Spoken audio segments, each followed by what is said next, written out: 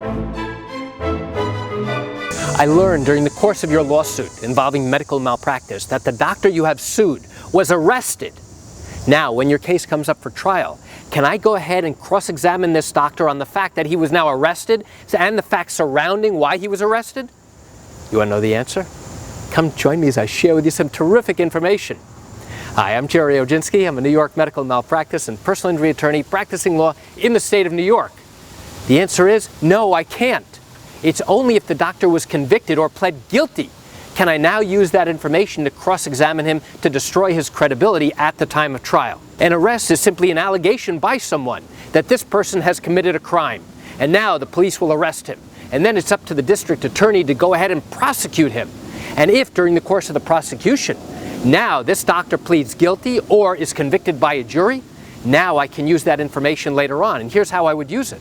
During the course of the doctor's pretrial testimony in your medical malpractice trial, I will ask the doctor if he's ever been convicted of a crime. And if he says no, I can use that answer to show to the jury that the doctor lied during his pretrial testimony.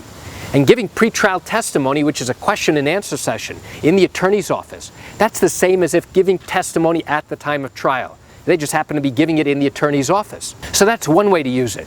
Another way to use it is to show to the jury that this doctor was convicted of a crime. And now I can get in front of the jury the surrounding facts of why this doctor was convicted. What was the crime? What punishment did he receive as a result of that?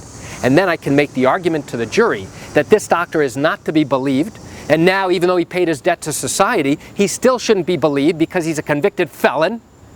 And now the jury can make up their own mind about whether or not to believe this particular doctor. Merely because the doctor has been arrested is not sufficient for me to go ahead and cross-examine him during the course of trial. So why do I share this quick information with you? I share it with you just to give you an insight and an understanding into what goes on in these medical malpractice cases here in the state of New York. You know, I realize you're watching this video because you likely have questions or concerns about your own particular matter. Well, if your matter did happen here in New York and you're thinking about bringing a lawsuit, but you have questions that need to be answered, what I invite you to do is pick up the phone and call me. I can answer your legal questions. You know, this is something I do every single day, and I'd love to talk to you. You can reach me at 516-487-8207 or by email at Gerry, G-E-R-R-Y, at oginski-law.com.